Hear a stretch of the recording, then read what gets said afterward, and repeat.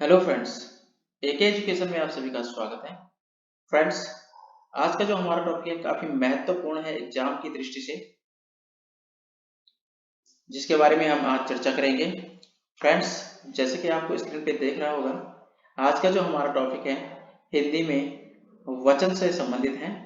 तो इसकी जानकारी मैं आपको देने वाला हूँ इस टॉपिक में। तो फ्रेंड्स, इससे पहले मैं आपको बता दूं, यदि आपने अभी तक हमारे चैनल को सब्सक्राइब नहीं किया तो कृपया हमारे चैनल को सब्सक्राइब कर लें, ताकि आप तक हमारे वीडियो के नोटिफिकेशन सबसे पहले पहुंच सकें।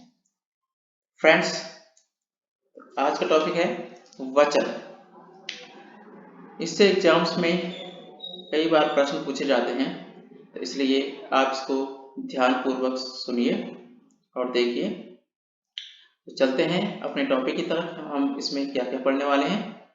तो फ्रेंड्स, वचन के जो टॉपिक है इसमें हम पढ़ने वाले हैं इसकी परिभाषा, इसके भेद और इसके उदाहरण। तो वचन में क्या क्या पढ़ेंगे? परिभाषा, भेद व उदाहरण। तो वचन किसे कहते हैं, वचन के भेद कितने हैं और एक वचन से बहुवचन बनाने के नियम क्या है, तो ये सारी चीजें हम यहाँ पे पढ़ने वाले हैं। तो चलते हैं अपने टॉपिक की तरफ। सबसे पहले बात करते हैं वचन। वचन होता क्या है? हिंदी व्याकरण में वचन किसे कहते हैं, वचन की परिभाषा और वचन कितने प्रकार के होते हैं, इस पोस्ट में संपूर्ण जानकारी दी गई है।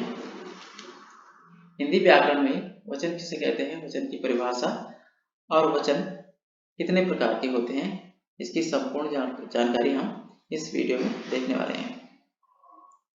तो फ्रेंड्स, वचन वचन की परिभाषा क्या है, वचन किसे कहते हैं, सबसे पहले ये जान लेते हैं। तो विकारी शब्दों जैसे संज्ञा, सर्वनाम और विशेषण, जो भी विकारी शब्द होते हैं, संज्ञा, सर्वनाम और विशेषण के जिस रूप से उनकी संख्या एक या अनेक का बोध होता है, उसे वचन कहते हैं। समझ में आ गया होगा कि विकारी जो शब्द हैं, जैसे संज्ञा, सर्वनाम और विशेषण आदि के जिस रूप से उनकी संख्या का बोध होता है, उसे वचन कहते हैं। इंग्लिश में से नंबर भी बोल सकते हैं। वचन का अभिप्राय संख्या से है। यह संज्ञा, सर्वनाम, विशेषण आदि की संख्या का बोध कराता है, तो इसको हम वचन कहते हैं। अब बात करते हैं कि वचन के भेद क्या हैं, कितने भेद होते हैं वचन के। तो जैसे कि हिंदी व्याकरण में वचन के दो भेद होते हैं, एक वचन और बहुवचन। तो हिंदी व्याकरण में, हालांकि संस्कृत में तीन होते हैं, लेकिन हिंदी व्याकरण में क्या है, हिंदी व्याकरण की अगर मैं बात करूं तो वचन के दो भेद होते हैं, एक वचन और बहुवचन। एक वचन किसे कहते हैं?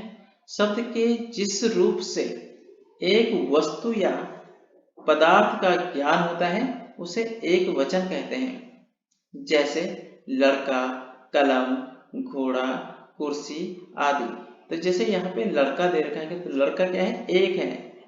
लड़का अगर हम कहेंगे तो एक लड़के के लिए आएगा, कलम कहेंगे तो एक कलम के लिए आएगी, घोड़ा कहेंगे तो एक घोड़ा, कुर्सी कहेंगे तो इससे एक वचन का बोध हो रहा है। अब बहुवचन किसे कहते हैं? शब्द के जिस रूप से एक से अधिक वस्तु या पदार्थ का ज्ञान होता है, उसे बहुवचन कहते हैं। जैसे लड़कों, तो एक लड़कों हम सिंगल पर्सन को तो कहेंगे नहीं, तो लड़कों किसे कहेंगे? बहुत सारे लड़कों को। किताबों, तो किताबों में से क्या बोध हो रहा है कि बहुत सारी किताबें, महीनों, कुर्सियों आदि। तो इनसे पता चल रहा है कि ये बहुत सारी चीजों के बारे में बात हो रही है। नेक्स्ट है एक वचन से बहुवचन बनाने के नियम। अब बात करते हैं कि एक वचन, अगर कोई एक वचन है, उसको बहुवचन कैसे बनाएंगे हम, तो उसके बारे में देखते हैं। आकारांत पुल्लिंग शब्दों के अंत में आ के स्थान पर ए कर देने से वह बहुवचन हो जाता है। जैसे, अर्थात जो भी आकारांत पुल्लिंग शब्द हैं, आकारांत पुल्लिंग शब्द मतलब जो पुल्लिंग है, यानी कि पुरुष का बोध होता है जिनसे, तो उसमें क्या है, हम ए जोड़ देंगे। जैसे कि लड़का, तो लड़का क्या है, आकारांत है, जिनके लास्ट, आकारांत मीन्स जिसके लास्ट में आ रहा है, बड़ा आ। तो आकारांत पुल्लिंग जो है उनके अंत में अगर हम ए जोड़ देते हैं तो लड़के, तो पहले क्या था लड़का, अब ये क्या हो गया लड़की, तो लड़के क्या हो गया बहुवचन हो गया, लड़का एक वचन हो गया। कुत्ता, कुत्ता था सिंगल, ये एक वचन था, और कुत्ते बहुवचन हो गए। फिर घोड़ा, घोड़ा का घोड़े हो गया बहुवचन। अब दूसरा नियम क्या है इसका, अकारांत और आकारांत स्त्रीलिंग शब्दों के अंत में ए जोड़ देंगे। ए मतलब बिंदी भी आएगी इसमें, जोड़ देने से वे बहुवचन बन जाते हैं। जैसे गाय, गाय का गायें, इसमें ये और उसमें उसके ऊपर बिंदी वो भी जोड़ रखी है, तो इसलिए ये क्या हो जाएगा, ये कब होगा जब स्त्रीलिंग होगा। पुल्लिंग में क्या होगा, सिर्फ ए जोड़ेंगे, और स्त्रीलिंग में क्या करेंगे, ए और बिंदी ऊपर जोड़ेंगे। माता, माताएं, पुस्तक, पुस्तकें, माला, मालाएं, कन्या, कन्याएं। तो ये क्या हो गए, एक वचन से बहुवचन बनाने के नियम होंगे। कब होंगे ये, जब अकारांत या आकारांत स्त्रीलिंग शब्द हों।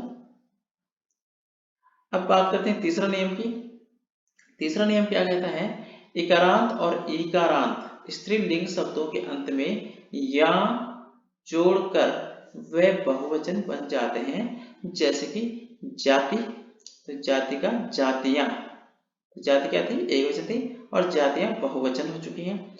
स्त्री, स्त्रियां, लड़की, लड़कियां, नदी, नदियां।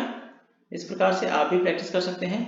चौथा नियम क्या कहता है, कुछ शब्दों के अंत में ओ जोड़कर वे बहुवचन बन जाते हैं। कुछ शब्दों के अंत में ओ जोड़कर बहुवचन बन जाते हैं। जैसे कथा, कथाओं, साधु, साधुओं।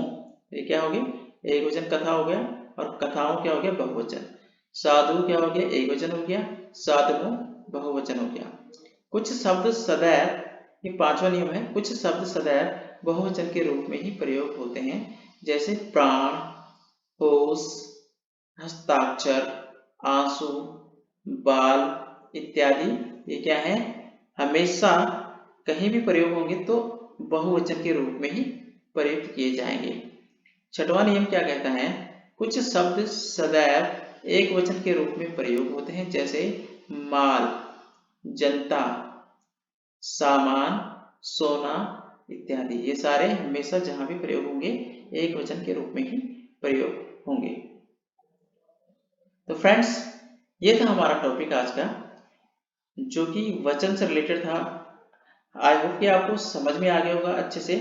अगर नहीं आया होगा तो एक दो बार आप वीडियो को देखेंगे तो आपको अच्छे से समझ आ जाएगा। तो फ्रेंड्स, अगर वीडियो अच्छा लगा हो तो कृपया हमारे चैनल को लाइक कीजिए, शेयर कीजिए और सब्सक्राइब कीजिए। और अगर इससे रिलेटेड कोई जानकारी आपको चाहिए तो आप हमें कमेंट बॉक्स में कमेंट भी कर सकते हैं। तो फ्रेंड्स, मिलते हैं नए वीडियो के साथ, नए टॉपिक के साथ। तब तक के लिए धन्यवाद, नमस्कार, थैंक यू।